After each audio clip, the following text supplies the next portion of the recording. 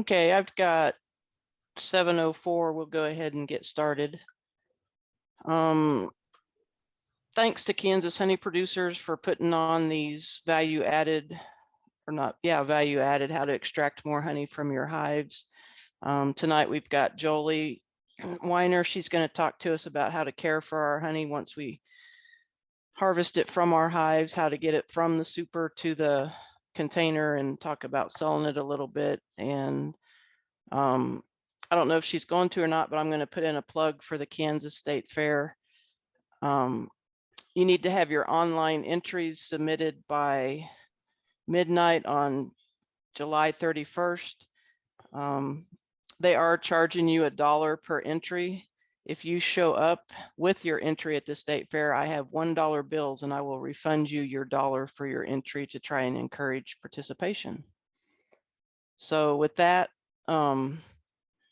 hold your questions and we'll ask them to Joli at the end. You can either type them or unmute yourself. And why don't everyone just mute yourself, and then that way we can all hear Joli while she's speaking.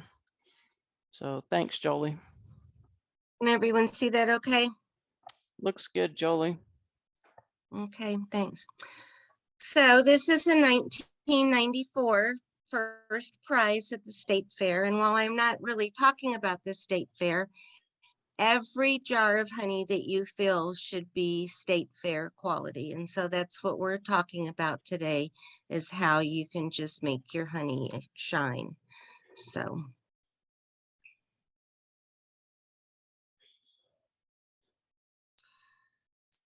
I'd like to recommend that you don't use upper entrances.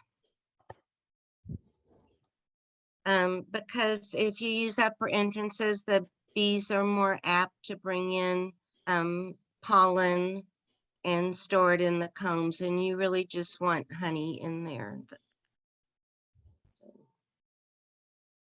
Also, we recommend using queen excluders. That helps to keep your honey cleaner because you aren't going to have cocoons and that sort of thing where the queen is laid up in your honey supers.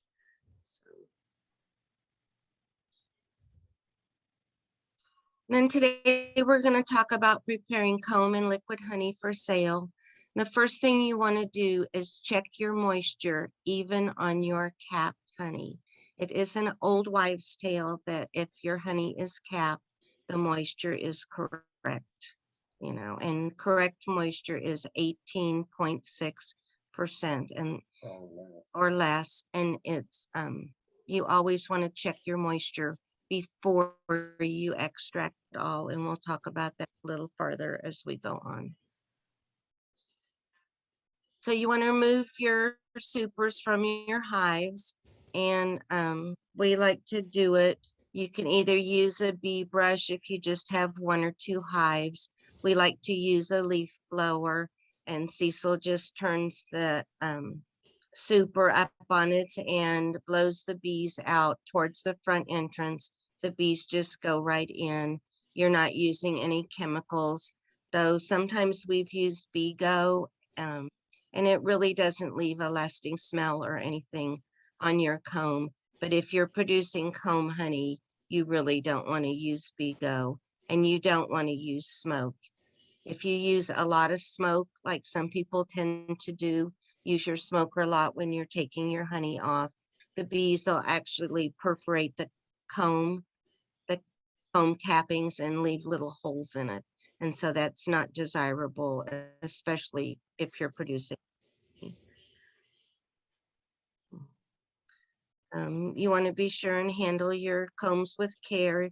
If you're entering a comb in the state fair, you don't want to like kick it and stick your foot through it or anything like that. So been there, done that. So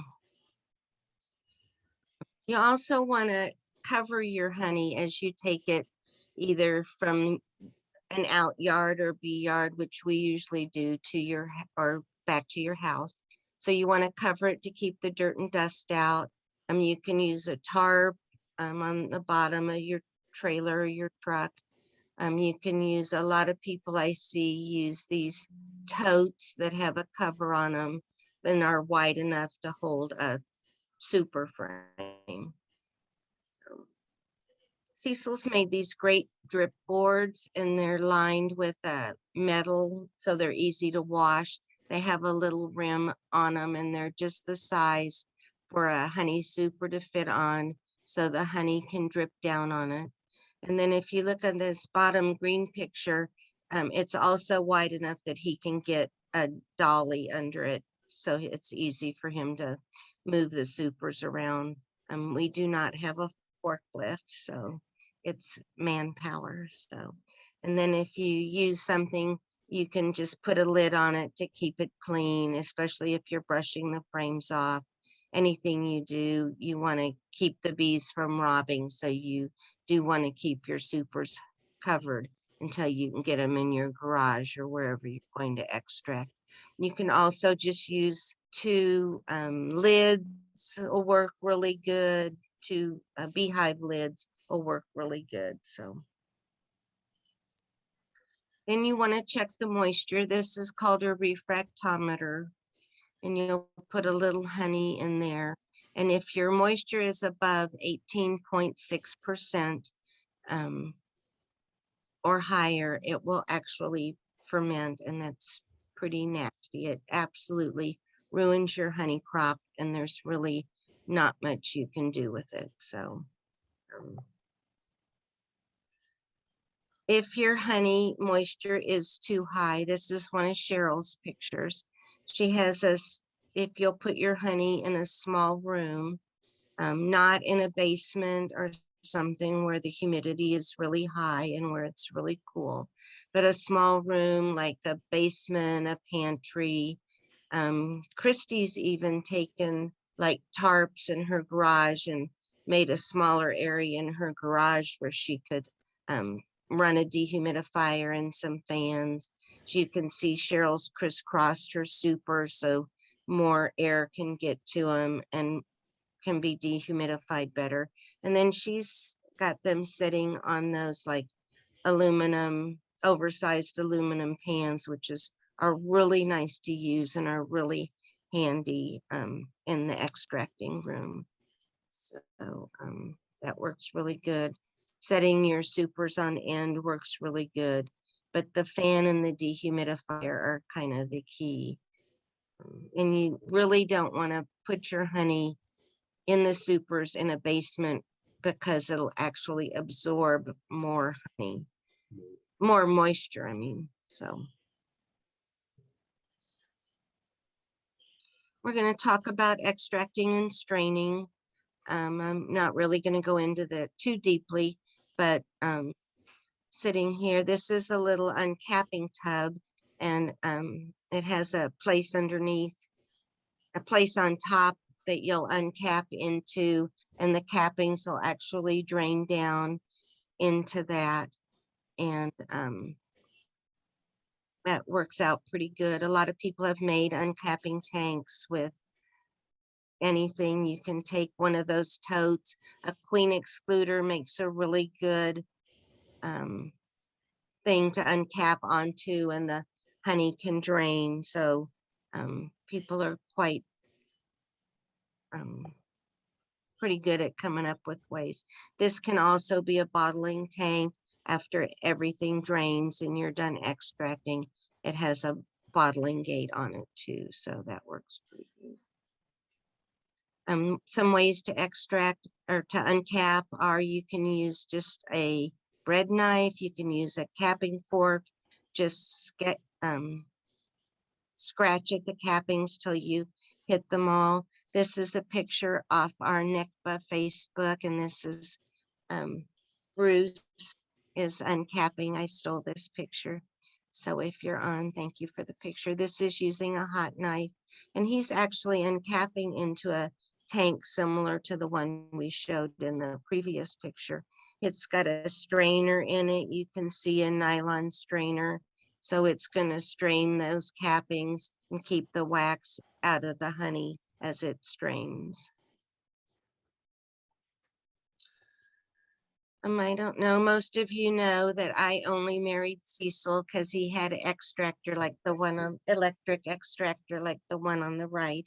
It was a Daydance 612, but I may have married him had he had an a not electric extractor too, but there's quite a few on the market. So after you uncap them, you really can't just lay the honey out and expect the honey to drain out. That does not work. So you really need some kind of machine, an extractor with centrifugal force that'll spin honey out. Different things to use. I couldn't figure out how to do the cross mark on the cheesecloth. Many people use cheesecloth to strain with. And Cecil and I have judged honey at several different fairs. We go to Iowa sometimes, and you can always tell when people have used cheesecloth because there's actually pieces of string like linen that you can see in the honey when you look through the polariscope, which would have been a good thing to put a picture of that in here, and I didn't do that. So you don't ever want to use cheesecloth. You can, however, use something like sheer fabric that you can buy at the fabric store that they sell for like nylon. They sell it like for veils or different things you can buy it for. So that. Then this is a double honey sieve. It's lots of times they're made out of stainless steel, and it has a really fine metal strainer underneath that really gets everything. And this awful picture in the middle is actually a plastic strainer that has a micron nylon filter in it that fits over the top of a 5-gallon bucket too. That's really good. So as your honey is coming out of the extractor, as in this picture, and I think this was one of Bruce Lane's pictures too, you can see how much wax is coming out and it's catching that wax. So that's really important. And the importance of straining is one of the things we look for when we judge honey is the top of the lid that comes off your jar, and all this filth was in someone's jar lid that we took off when we were judging honey. So, I mean, it's really important to get all that, as much stuff out as you can. I see on Facebook a lot of times that many people will say they'll put a picture of all the honey that they just bottled because they'd extracted that day. And it's really important to let your honey settle for at least 24 hours. And what happens is all the foam and wax will rise to the top, and then you can skim that off. And if you skim that off, you're going to have a much more pleasant product to be selling to your friends and relatives. So one way to skim honey off is in the center. This is just a little plastic dough thing, and you can skim it off with that. Or you can use, this is saran wrap placed down on top of like a bucket or a holding tank, and the honey, the wax and everything has risen down. You put that saran wrap down, and you'll be able to pull that back, and all that wax and foam will adhere to that, and you'll be able to have a cleaner product at that point. You know, I was going to go back and mention when we did the dehumidifying, why it's really important to do it before you extract. And that's because you have so much more space to dehumidify, surface to dehumidify from. Whereas if your honey's in a 5-gallon bucket, you don't have very much space or surface to dehumidify. If you try and pour honey into shallow pans to do it, I guarantee you will have a mess. So it's really important for you to do it at this step and not wait till after you've extracted to check your moisture. You can see this jar on the right has a layer of foam on it, and that is not very desirable looking. And it's not filled all the way, but we'll talk about that in a minute. There are different things you can bottle from. One is a 1 gallon pitcher, a half-gallon pitcher, and that works. This is a plastic bottling gate in the middle that has a little set screw on it. You always want to be sure to tighten those just enough so they don't leak, but not so tight that you break the little pin off that holds the wing nut off. So that's pretty important. But those bottling tanks, a bucket works really well. And then this tank on the right is actually a water jacketed, temperature controlled bottling tank. And you put your honey inside, you let it sit in there, and you can actually set the temperature for what you want to heat your temperature, your honey up to keep it from crystallizing.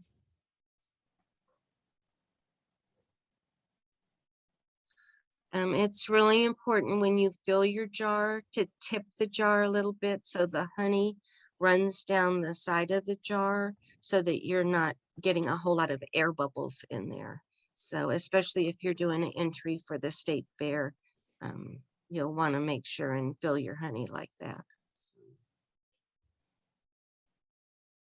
And what is the correct fill line? So you can see the jar on the right. You can see a whole lot of space between the top of the honey and the lid. So that is not correct. But the jar on the right, you want to fill your jar. And I am not very good at this, so I don't know how to do a little arrow. But you can kind of see that line on the honey jars, or whether you're using pints or quarts or anything. There's a little bubble at the end that your lid comes down to, and so that ridge on the jar that your lid kind of sits on, right above that ridge is your fill line.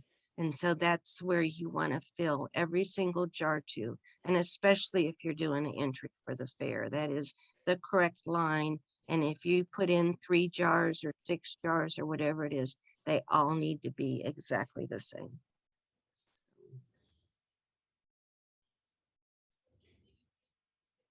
And then I think I get asked more times during the day at the farmer's market, my honey's crystallized, what do I do?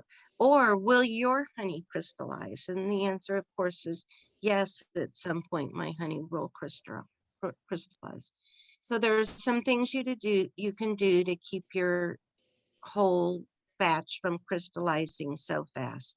You don't want to store it in a cool area like your garage or your basement. Honey crystallizes ideally between 55 and 60 degrees. So a cool, damp basement is ideal for your honey to crystallize at. So, and then honey decrystallizes really well at about 110 degrees. And so that's kind of what Cecil keeps our bottling tank at. So it prolongs the shelf life of our product. Though crystallizing, I mean, he doesn't keep it at that, but when he fills the tank, he heats the honey up to that and then turns the temperature down so that it's up there. Now, if your honey crystallizes, what can you do? You can make a hot box.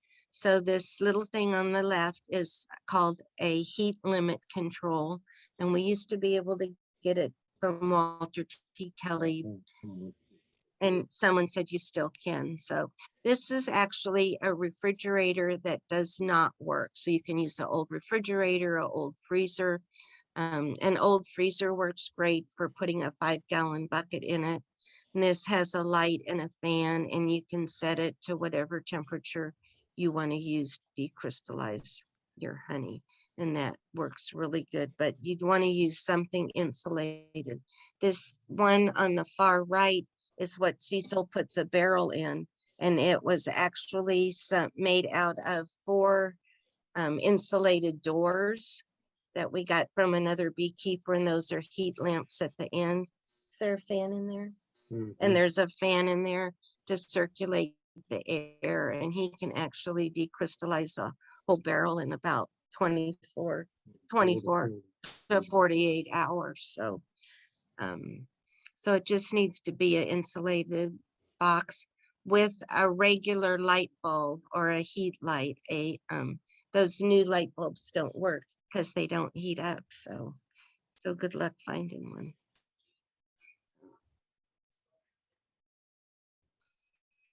So what is raw honey? There is no definition for raw honey, and so no official definition for raw honey. But as some of us were talking about earlier, usually people say if it's below 110 degrees. Some people don't heat their honey at all. Some people don't strain their honey at all. I think honey that's been pressure filtered, or all those that really take out a lot of the nutrients and the pollens, but anyone can say their honey is raw no matter what they do to it because there's no regulation. It pretty much means nothing. So I was telling some people earlier that we just had our labels remade after 30 some years, and I've had people not buy my honey because my label did not say raw on it. Well, raw honey wasn't a thing when we designed our label 30 years ago. So now my label says local and raw, but doesn't mean anything. Apparently it means something to the consumer. So I thought this was really interesting that Utah passed a law that requires honey produced, packed and repacked and distributed and sold in the state. If they can claim their honey is raw honey if it's not heated above 118 degrees. So during storage. So I thought that was interesting. I didn't realize any states had done any laws about raw honey. So now I'm going to move into comb honey because right now I've seen on Facebook that some people are producing some comb honey and are talking about bottling it. You don't need very many tools. This is a really thin knife that I got from Pampered Chef when they were $1. So you know how many years ago that was. And this is just a little square of plastic that Cecil cut so we could have a template and it just fits in. We use those clamshells mostly. For the state fair, you can't use those clamshells. You have to use the hard plastic boxes. So what you'd want to do is our setup also is this is one of those great big plastic cookie sheets or trays, and then we put a queen excluder on, and it's kind of raised up a little bit with some wooden slats. Otherwise, pretty quickly the queen excluder is sitting down in the honey, but it makes a great drain. So when Cecil does our comb honey supers, it has these pins in it to hold it in. He also waxes all the frames in, but so you have to pull out these pins. And then using my bladed knife, I'm gonna cut all the way around on all 4 sides and then pull the frame away. And then I actually trim on all 4 sides, especially the top and bottom, to get the thick layer of wax off that he put on to hold the foundation in the frame. So, and after I've trimmed all my edges, I kind of set them aside.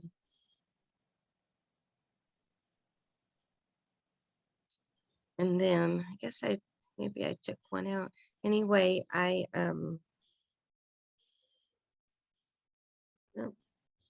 guess I'm missing the slide. So I lay the template down and then take my sharp knife and cut along the edges so that I have some beautiful squares that sit and drain. You want to make sure they drain for 24 hours. If you were just to cut it and put it right in your container, that honey drains out, and for some reason it crystallizes really, really fast. And it's a mess to try and, especially if you're selling at a farmer's market, it tends to leak everywhere if you even tip it a little bit. So I really recommend draining it as much as you can, then putting it in your container.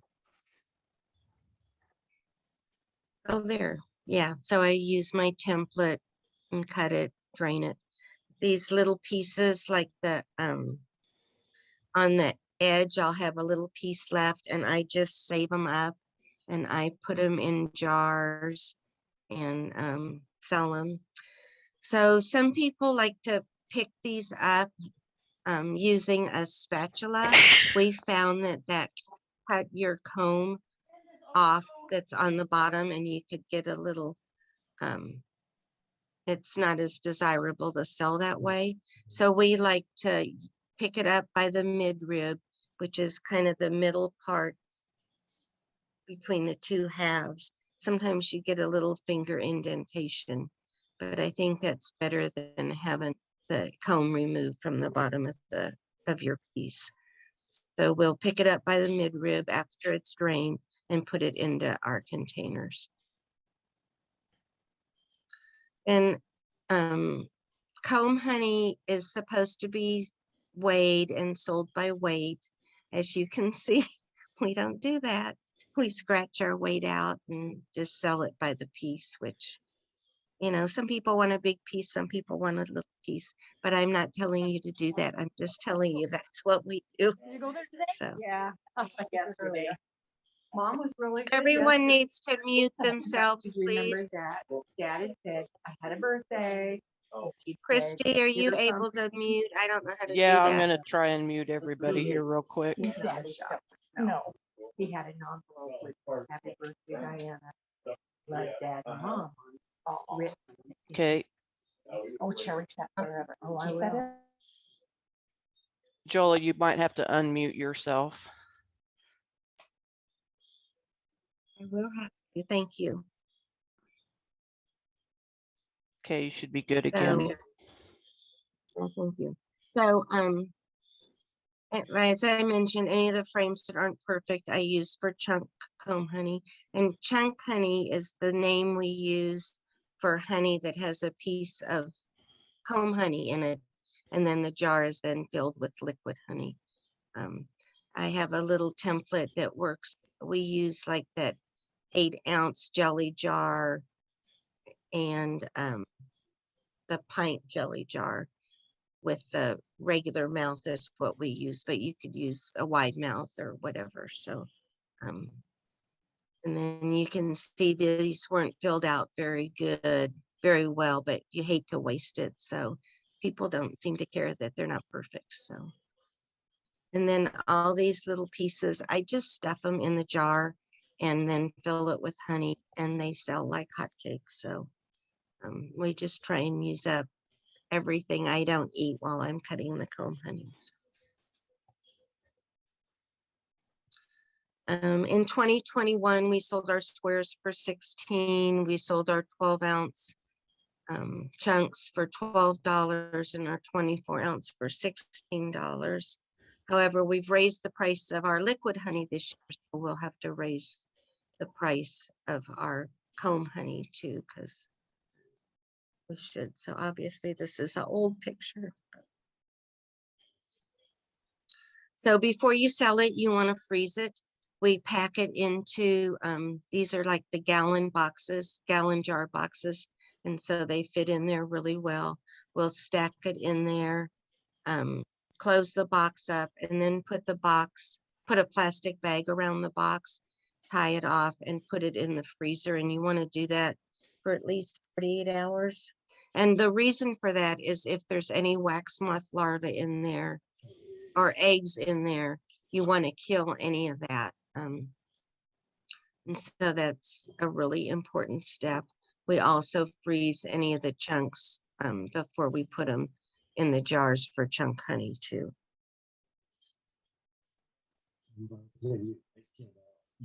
Oh yeah, when you take them out of the freezer, we like to leave it in the bag to kind of defrost till it comes to room temperature. Otherwise you get some moisture condensation inside the clamshells.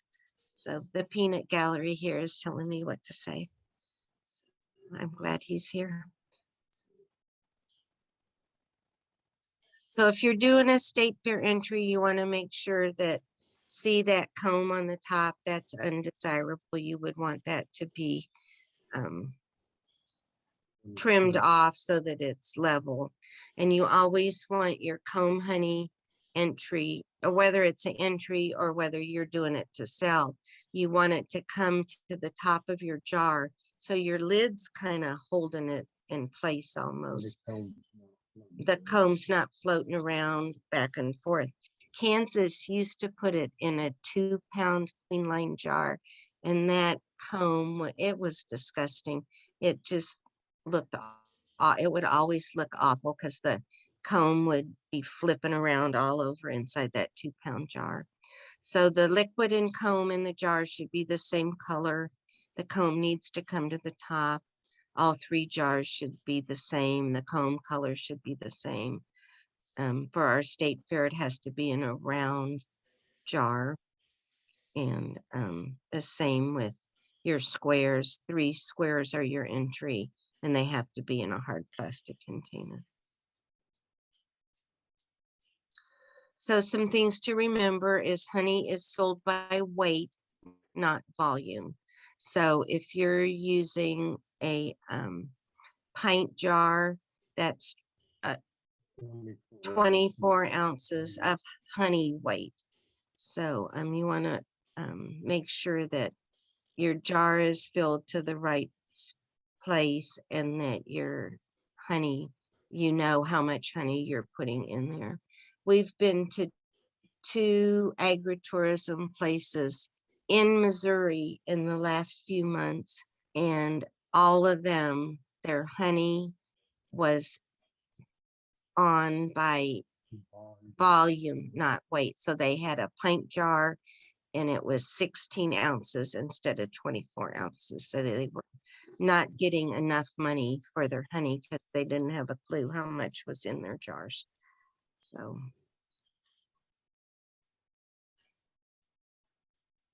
that's really kind of it for my talk. I'm sure I'll have a lot of questions. I want to mention that these talks are sponsored by the Kansas honey producers. Our next meeting is November 4th and 5th in Salina. Katie Lee from the University of Minnesota will be one of our speakers. Randy Oliver will be a speaker, but he's speaking via Zoom, I believe. And then someone's talking to us about insurance, and then they're still working on the program, but these are just some of the highlights. So I'd like to invite you all to go to the meeting.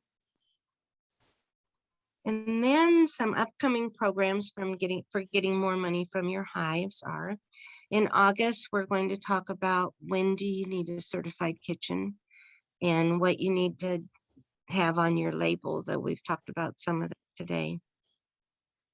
Weights and Measures is going to give a short presentation to us. And we may have a little longer meeting and talk about getting a product developed from K-State. We have a department at K-State that'll help you come up with your labeling, your ingredient thing, work with your ingredient, tell you how long your shelf life is, and work with you on a lot of different things like that. So that's one of the things. Then September 15th, Rich Weisky from Michigan is going to present on collecting pollen and propolis. And he makes a lot of things with propolis. And he makes a kind of a bee bread kind of thing with pollen. And so he's going to share all that with us. October 20th, we're going to have a Healthier with Honey.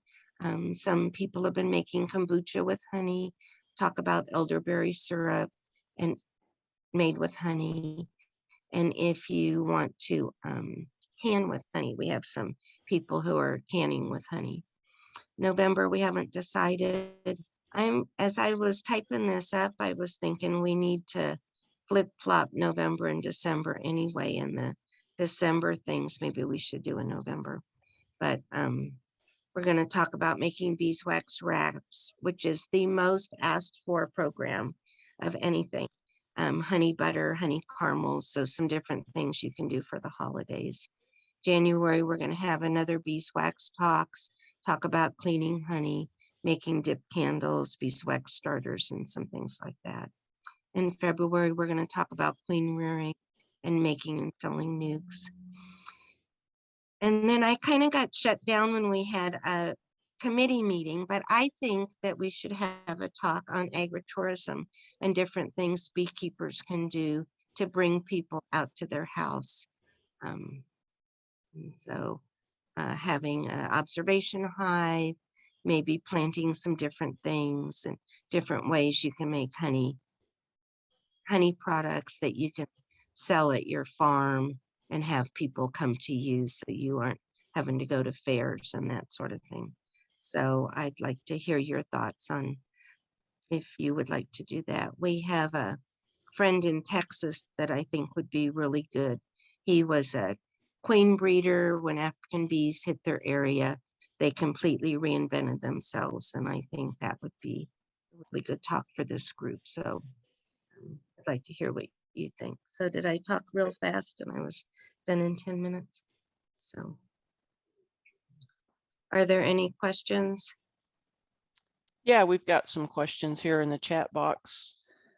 The first one's from Kit Smith. Joli, can you make chambers out of plastic to speed up the dehumidification process as well? Smaller space. Well, maybe Christy would like to answer that. Christy once made a little tent-like thing in her garage, and I believe she got it so warm under there that some of her honeycomb might have melted out or some. I don't quite remember the story, Christy. Do you remember that? I do. You'd make, yes. Just be careful if you do it. You can overheat that space too much and melt your comb. So Yeah, the dehumidifier puts off a lot of heat and can really warm up an area. So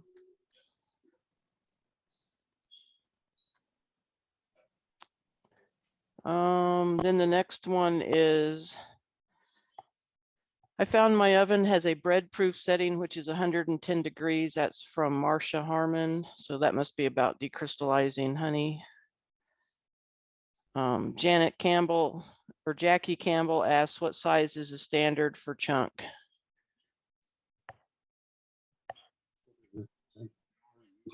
yeah, last year and the year before it was whatever size jar we could get because there was such a shortage on canning jars. So I wouldn't do anything bigger than 24 ounce, that's for sure. But the 12 ounce ones seem to be selling really, 12 or 16 ounce sell really, really well. Kit Smith says, Joli, thank you for this. I had no idea that you could do this with honey filled comb. What type of frames do you use to do this method of cutting comb? Randy Oliver is great. That's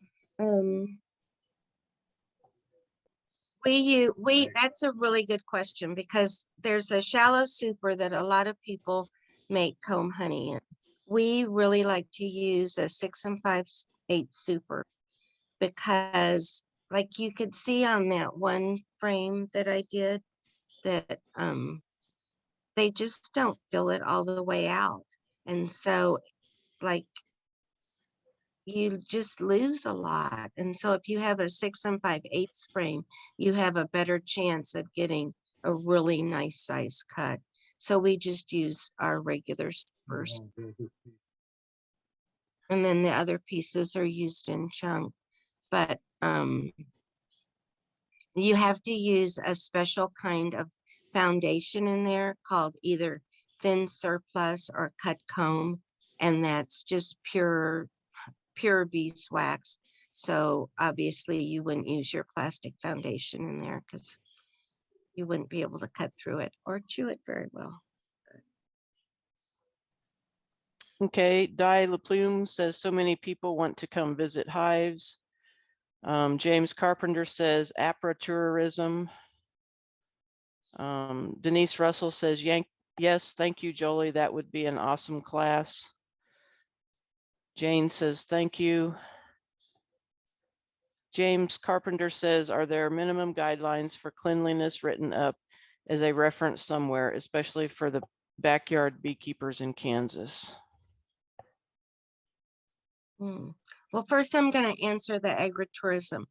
So in Kansas, if you, we have an agritourism department and they have a level of liability that if you go on their website and sign up for agritourism, there's a sign that you can post and it's very detailed on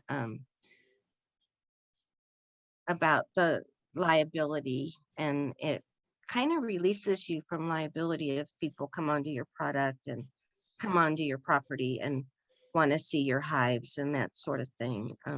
The state has just established some teaching apiaries around the state, and we're all gonna post that in there because beside our liability policies that most of us carry, this offers another level of liability. So you might look into that if you have people come out to your house.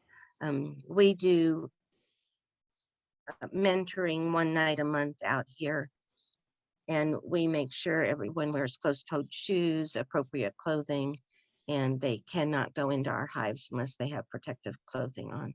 So I think you just need to set some guidelines, and if you're going to have people out, they have to follow your rules or they can't come near the hives.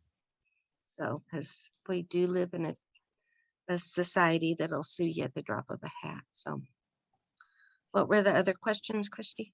Are there minimum guidelines for cleanliness Oh. written up as a reference somewhere, especially for the backyard beekeepers in Kansas? I don't think so. Do you? No, I don't think there's anything written up. But honest, when they talk to us from the state, even if you don't have a certified kitchen, and in Kansas, you don't have a certified kitchen unless you sell any honey, 1 jar wholesale. If you're going to wholesale your honey, you have to have a certified kitchen. And if you sell direct to the consumer, you sell to your neighbor, your relatives, people you work with, that sort of thing, you don't have to have a certified kitchen. But those of us that make creamed honey and flavored creamed honey, we should have certified kitchens for that too. So. Okay, Janice Falk asks, what do the plastic square look like for the fair? Where do you get them?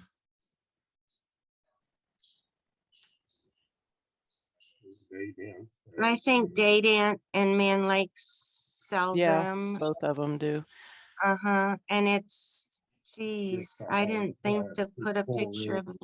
Yeah, it's a hard plastic 4-inch box that's like a 4x4 square.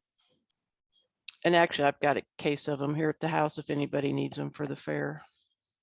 I think Cecil does. Do you have some that you could, Cecil has some too. Do you have one in the garage we could show? I don't think so. Yeah. Sorry, Janice. But I could send you a picture by email. So. Michelle says, thank you for the presentation. I learned a lot of good tips, and I did not know that the capped honey being the correct humidity was just an old wives' tale. My bee club in CT has never talked about this before. Where's oh, Connecticut? So someone's on from Saskatchewan and someone's on from Connecticut. That's cool. Someone else says, I've always heard the old wives' tale. I have some capped honey that is slightly fermented. Janice says, thank you. Marcia says, K-State Extension has a good handout for beekeeping. I'm looking for the link right now. And that's the end of the questions and comments in the chat right now. Good. Any other comments that anyone has about future programs that they would like to see?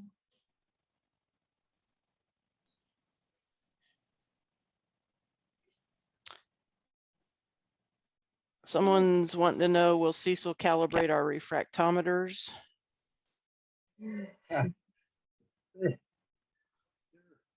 They're all kind of different now, some of the new ones and stuff.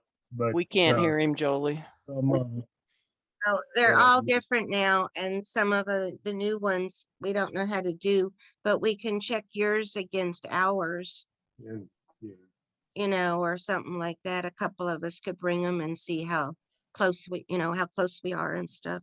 We don't have any calibration liquid anymore. And when we looked into getting some, it was like hundreds of dollars. It was like, so it's like gold. So Someone wants a presentation on creamed honey. we've Mel- got that on our list. Melanie says, thank you for the great program. Kit says, I'm interested in the elderberry presentation. Deborah says, So what about the cream honey, let's back up. So all of these talks have been recorded, and they're actually on our Kansas Honey Producers website under archives, and you can find 1 month last year we did a presentation, someone did a presentation on comb and infused honey, and so you it could was go back. we were in It was Alabama. last July, and you'll be Brian able Withrow to, did it. yeah, Brian and Chad did the infused honey, so you could go back and watch that, though that is one we've pegged to repeat because we think there's a lot of interest in that. Right. Deborah's asking what refractometers are good that don't cost an arm and a leg. We don't know the brand names, but we know the ones that are like $19 and $29 aren't very good, You but want to pay about $100 you want to for a be good- around $100 for a Good pretty good good deal. one.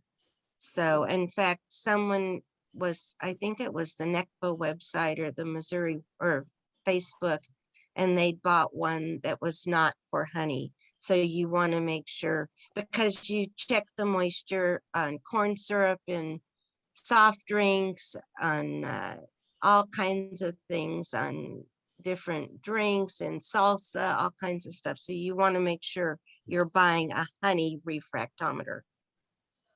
Right, and usually what'll happen is they'll state that it's honey refractometer if you look into the description of it. Also, when you're talking about calibration of these, a lot of these mid-range ones and stuff like that, they use an extra virgin olive oil to calibrate them with. There's a procedure on that you can look up too. But Oh, really? yeah, but depends on the brand, of course. But yes, a lot of them will have the procedure with extra virgin olive oil. So That ADCO, ATAGO, is a real good refractometer. That's true. And then Bob posted for us in the chat the honey producers link to go to the archives to see past presentations. Good. So that's all I've got right now. Well, good. Well, thanks everyone for joining us. That was great and good questions. So we had about 45 watching at our peak. Cool. All right. All right.